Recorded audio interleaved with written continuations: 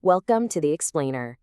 So today we're diving into a wild story from October 2026, a month when Thailand faced a crisis, one it created all by itself that almost shattered the entire nation. We're going to break down how it all happened and what their dramatic last-minute turnaround tells us about the real cost of political survival. So how does a country get to the brink and then pull itself back?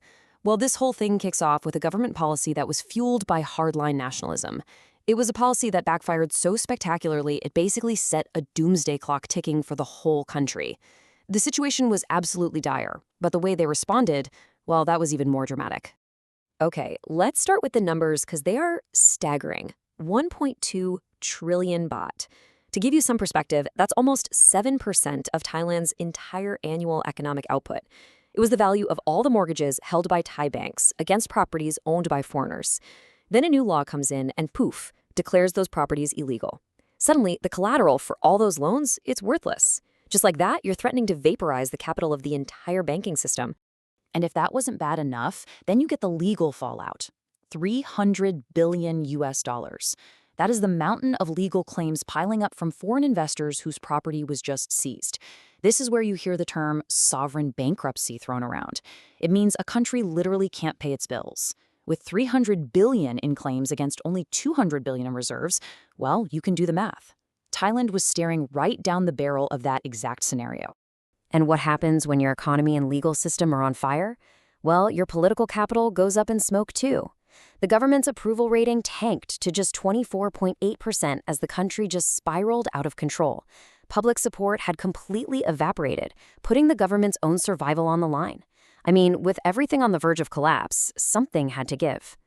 So by the end of September 2026, you've got 4 ticking time bombs, all interconnected and all set to go off at pretty much the same time.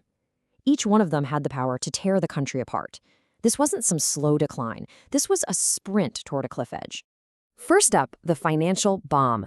Making all that foreign property illegal meant 1.2 trillion baht in mortgages instantly became bad debt. You can see it right here.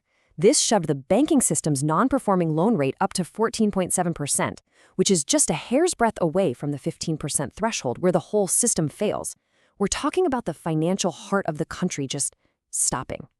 Next, you've got the legal checkmate. See, the foreign investors who lost their assets, they didn't just pack up and go home. Nope. They launched international arbitration, with potential damages ballooning to $300 billion. That completely dwarfed the nation's $200 billion in foreign reserves. So this wasn't just a lawsuit, it was a sovereign bankruptcy playing out in real time. Then you have the political implosion. The Newton government's public support just fell through the floor. The nationalist platform that had been their big political winner, it backfired hard, as regular people started facing unemployment and soaring inflation. The government got so weak it couldn't even pass its own budget, which threatened a total shutdown and, getting kicked out of power. And finally, the social powder keg.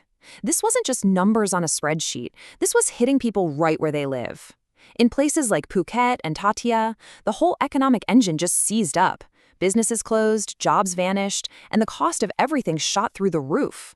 That nationalist pride that people felt earlier, it turned into pure anger, with protests erupting in the streets.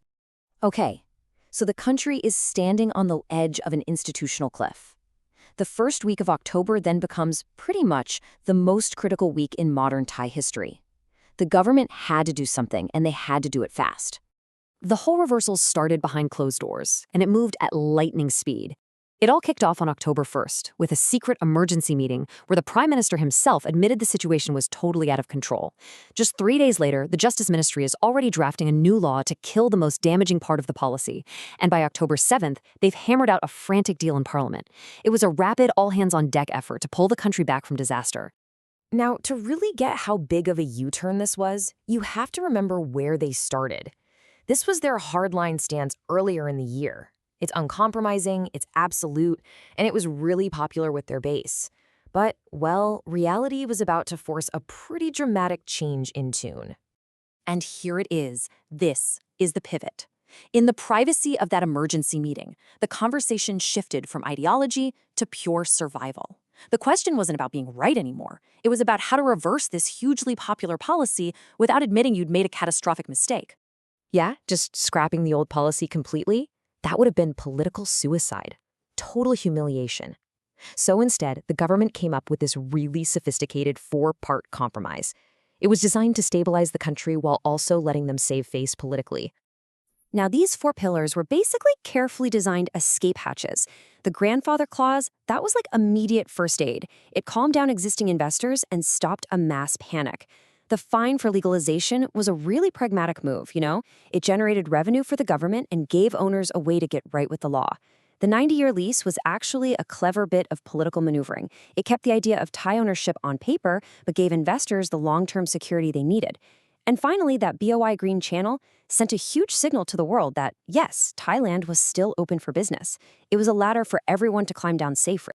This table just lays it all out, right? It shows the complete 180-degree turn. The government went from a policy of just taking everything to one of managed compliance. They went from threatening criminal charges and deportation to just offering administrative fines. And this is the big one. By legally protecting those mortgages again, they pretty much saved the entire banking system overnight. So the immediate disaster was averted. The banks were safe, the government didn't fall, and the economy stabilized. But the damage to Thailand's most valuable and most fragile asset, its credibility, that was severe, and it was going to be long-lasting. And this is the core paradox of the whole crisis. You could call it a Pyrrhic victory. While the government definitely won the battle for its own survival in October, it may have lost the much longer war for trust. They stopped the house from burning down, sure, but the foundations were left with permanent cracks. And this is that decade-long hangover. The big takeaway here is that you can reverse a policy, but you can't just rebuild a reputation for stability overnight. A damaged credit rating, that means the whole country pays more to borrow money for years, which slows down growth. That risk premium, it basically becomes a permanent tax on the economy. And politically, the government ticked off its core supporters without really winning over its critics, leaving it even weaker than before. The crisis left these deep scars that would take a decade, maybe even longer, to truly heal. You know, Thailand's October reversal is just a powerful case study in pragmatism and crisis management. It really shows that even when a nation is pushed right to the very edge by its own mistakes, there can be a path back. But that path, it always comes at a price. Thanks for watching.